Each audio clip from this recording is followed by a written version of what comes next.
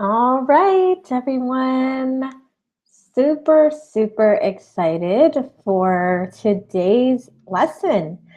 And we're going to be talking about how to become a content machine. So, content is one of my favorite things. And I really feel like content, if you can produce amazing, incredible, valuable content, you will be super successful. I mean, take a look at any of the gurus and the people that you follow, and you will see how much content they're producing, how consistent they are with their content, and also, how they're leveraging that content for sales. Now that is a totally different masterclass, but I just want to iterate that the content is really the number one thing that you need to have. I once did a Periscope where I said that you only need two things to be successful in business, and that's content and action. And I still truly believe that. So today I want to talk about how you can become a content machine. And I want to share with you some content hacks because I really feel that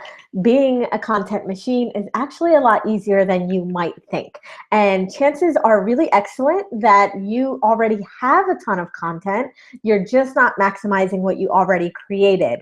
So when you're creating content for your business, there is no need for you to reinvent the wheel. Absolutely none. So this is how I am able to pump out so much content on a regular basis.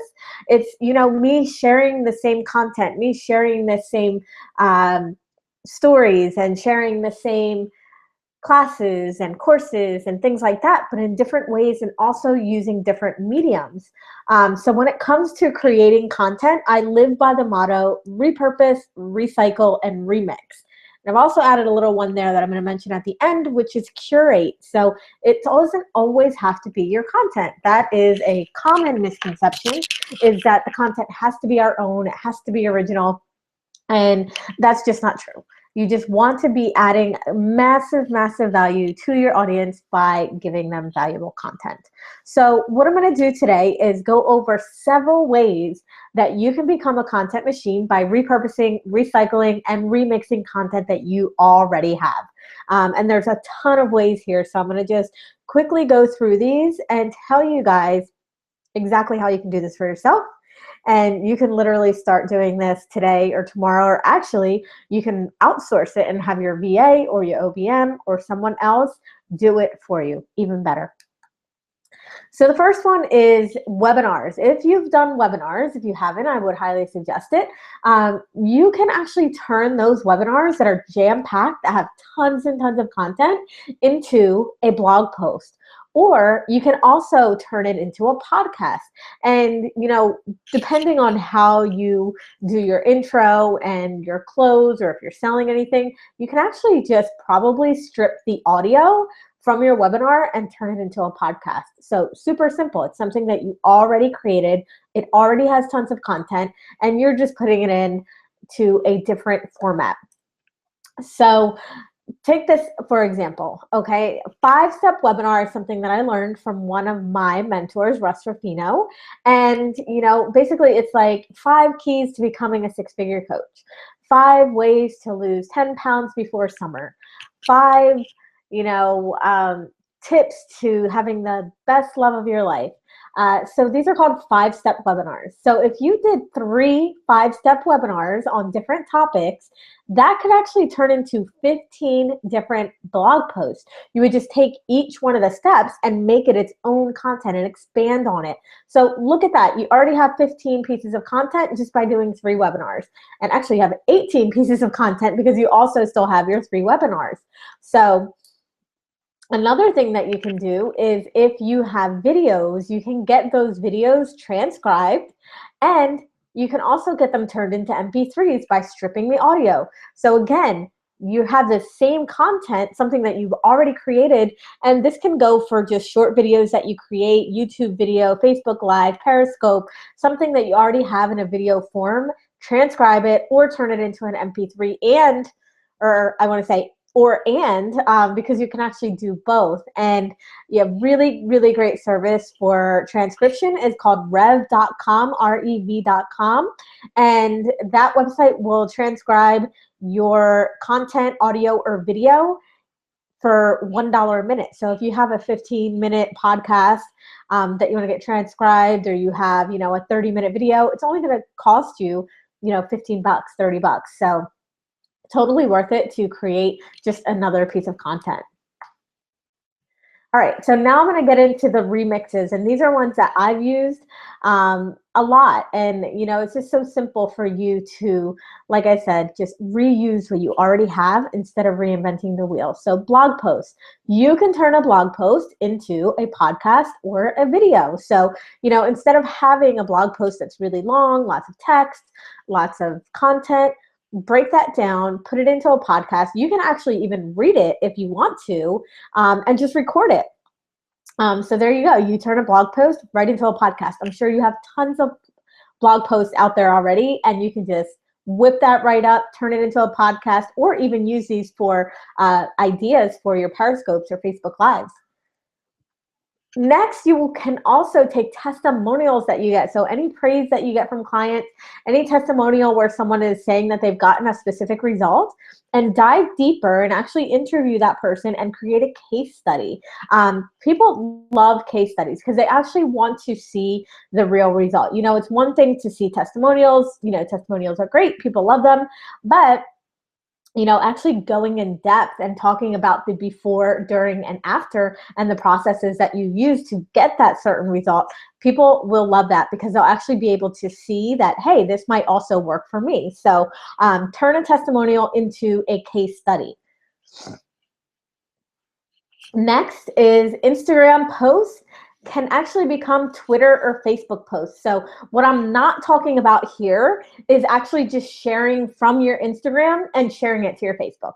That is actually a really big no-no. If you look on your page, you probably notice that you get very little interaction when you do that. So, Facebook doesn't like that. And it really just is a little bit tacky when you're just sharing content from another platform. So you actually have to do a little bit of work here. It won't take you too long, but actually upload that Instagram post into your Facebook, or if you have like a if you have a picture quote, you can actually just, whatever the quote is on the image, type out that 1 or 2 liner and turn it into a Twitter post.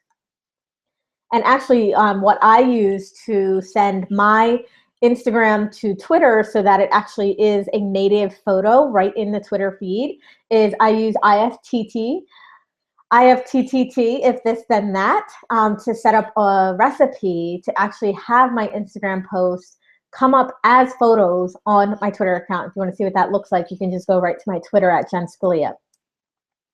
All right, so next is taking your Twitter posts, which are 140 characters, so they're super short, and turning those into picture quotes. Copy and paste it into a word swag or an Insta quote or Canva, whatever medium you use, and there you go. Now you have posts for your Instagram. All right, next is taking a lead magnet that you have, which should be offering tons and tons of content if you've been following my trainings on lead magnets, and turning that lead magnet into a Periscope or a webinar. So because it's so value-packed, you want to make sure that you're getting all of that information. So Periscope, webinar, Facebook Live, anything like that, you can just take your lead magnet and turn it into a class or virtual workshop. All right, next is an interview series. So if you've done an interview series, if you've maybe interviewed some people on a specific topic, if you haven't, I do highly recommend you do this as well. And you can actually turn that interview series. It could be 5 interviews, 7 interviews, 10 interviews. It could be 100. But take that interview series, put them all together, and turn it into an opt-in lead magnet. So it doesn't go to waste. It's actually something where you can continue to use it and get people to sign up for your stuff. All right, next is to turn a blog post into an ebook. I'm sorry, not turn a blog post into an ebook, but actually turn multiple blog posts into an ebook. So nowadays, with Amazon being so easy for us to upload and self-publish our own books, lots of people are actually doing this. So if you're an expert in a specific topic, let's say you're an expert in marketing, and every single one of your blog posts is a different tip on marketing or a different strategy, pull, 10, 12, 15 of your blog posts together and turn it into an ebook. Boom, you have an ebook. You can now put that on Amazon, or you can use it as an opt-in for your website. All right, so now if you have an ebook already, whether it's short, I would probably say this would have to be for an ebook that is less than 50 pages. So it has to be pretty short. And you can actually turn that ebook into a presentation or a video series. So presentation would be something like SlideShare, where you can actually do kind of what you guys are looking at right now, where I'm doing slides and talking over the slides. So you can do a presentation or break it down. Maybe you break it down by chapters or by strategies or by sections and do a video series on that. All right, so next is to actually pull quotes from your blog. So if you're writing, if you're creating content, pull those one-liners, pull those things that are, like, damn, that was a good thing. Take those one-liners, take those quotes and turn them into an Instagram post. All you have to do is copy and paste it, throw it into WordSwag. Now you have an Instagram post. And on top of that, when you post it on Instagram, you can actually send people back to your blog and say, from today's latest blog on jenscalia.com, and sending people right there.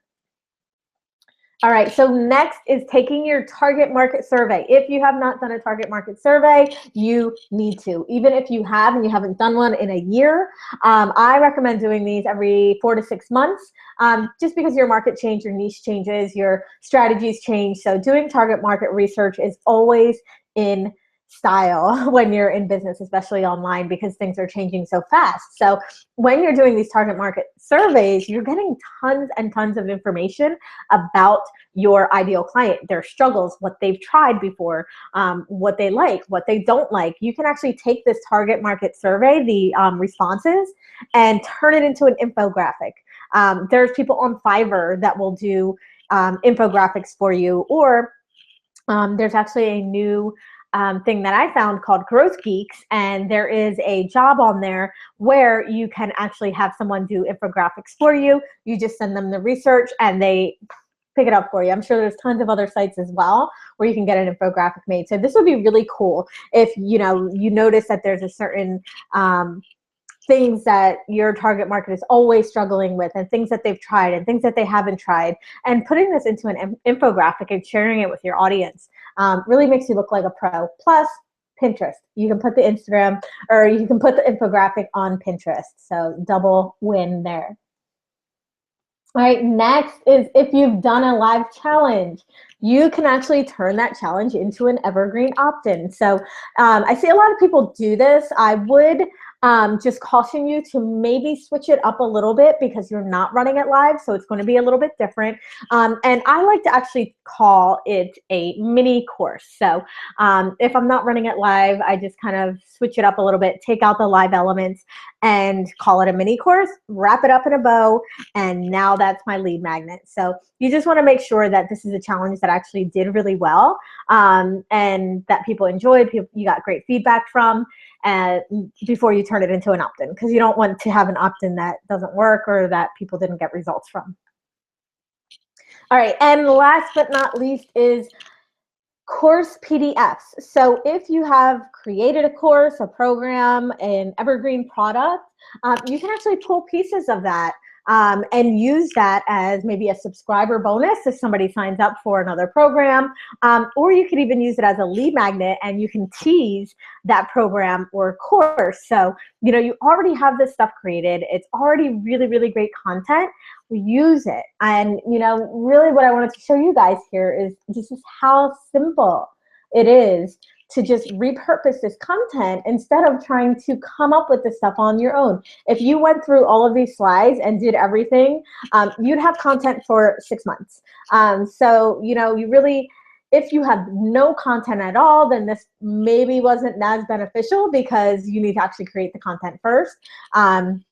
But I actually will have a masterclass on that. I'm actually doing a workshop on that, on where you can get content. And the last thing that I did mention in the first slide was curate, which means you don't have to always have it be your content. You can, use other people's contents for your Twitter post, for, Facebook posts, for LinkedIn updates, things like that. You can share articles, and I will be talking about that in the content masterclass.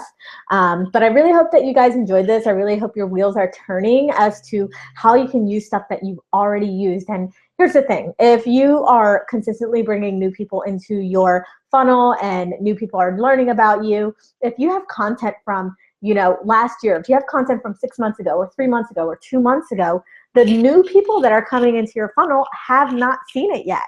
And especially if it's good stuff, especially if it's valuable stuff, make sure that you're reusing it. Make sure that you are, you know, turning it into something different that people can opt in. And, you know, the other thing about us being, you know, adults and learning is that people learn in different ways. So maybe somebody didn't want to download your PDF, but they'll listen to an audio. Or maybe somebody, you know, didn't want to do your challenge, but they'll watch a video. So, you know, giving people options on how they can learn is also going to be really great for you as well. So I really hope you guys enjoyed this.